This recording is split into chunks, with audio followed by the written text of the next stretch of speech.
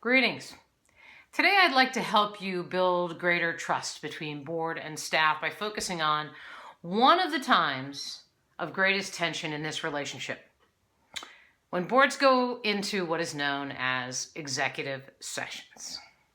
So these are those pesky times when the board excuses all the staff and decides to have a conversation they believe is important to have without the staff present. So today I'm going to tell you why I think these sessions are fraught with tension. While at the same time, I believe strongly that they're a key part of effective governance. I'm also going to talk about how best to use them, and I'm going to give you some advice on how to avoid the tension and increase some of the trust. So here's this executive director friend of mine tells me this story. So apparently he was at a recent 2-day board meeting, and the board decided to go into executive session. Wasn't on the agenda at all. Told him they needed, maybe 40 minutes or so. So he went out into the lobby and nibbled on his fruit platter, and 90 minutes later, he was still nibbling on his fruit and also on his fingernails. The executive session was still going, and in fact, it took up almost the entire morning. Now, because of this delay, my client was then called right back in, and they just went right back in to the next agenda item, and he wasn't given any insight at all into what had been discussed. In fact, he wasn't given any insight on that until nearly 2 weeks later.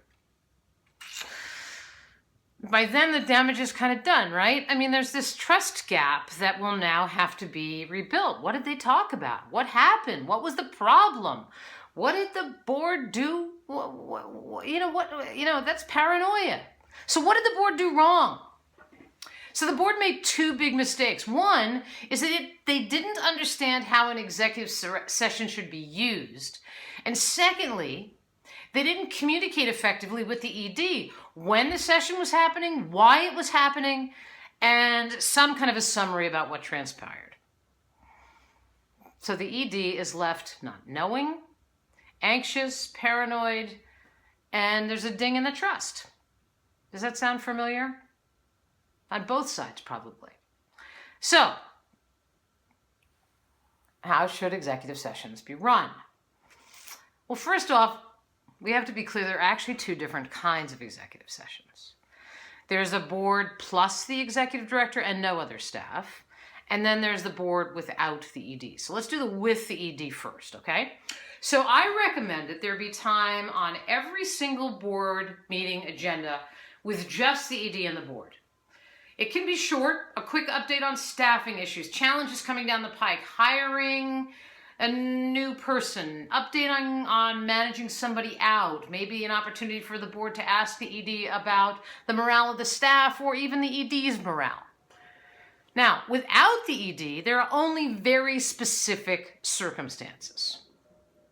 The annual audit, the annual performance review of the CEO, a discussion of the CEO's compensation, any kind of a legal issue regarding the CEO, and then the board can talk about its own practices, behaviors, and performance issues. Now, could a board have an executive session without the ED? Not in those situations? Yeah, sure. But hear me out.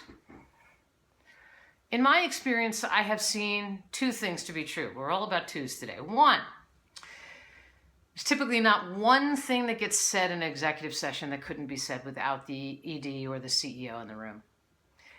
It typically devolves into some kind of a bitch session that has to do with the staff, which is a very poor use of time at a board meeting. And by the way, the ED is in charge of the staff if you're lucky enough to have it, and you can check in with him or her at their review. Secondly, it's just a poor use of time to have a board meeting while your ED is sitting out in the lobby thinking about the worst. And why shouldn't she be? Otherwise, she'd be in the room, right? So if you do have a session without the executive director, please don't spring it on your executive director or CEO. And then bring the ED back in at the end and summarize.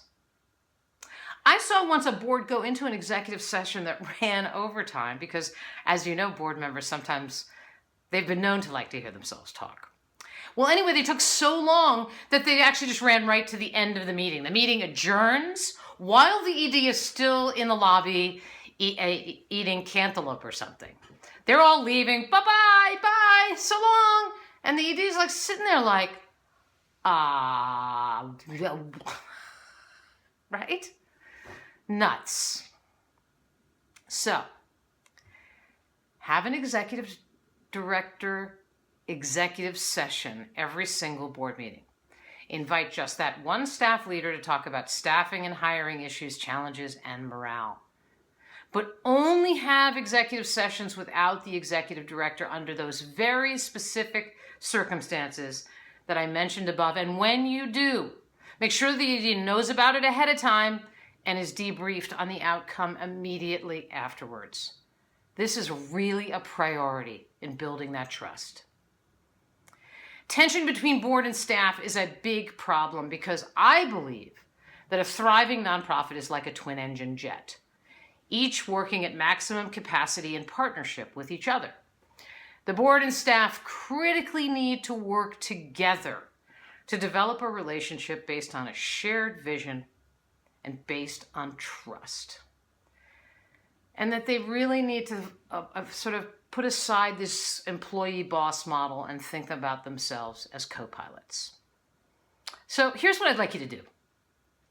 In the comments section below, I'd love for you to tell me one thing you're going to do at an upcoming board meeting specifically designed to nurture trust between the board and staff. I'll highlight the most interesting and creative ideas in a future post, and that way we can all learn from each other. See you soon.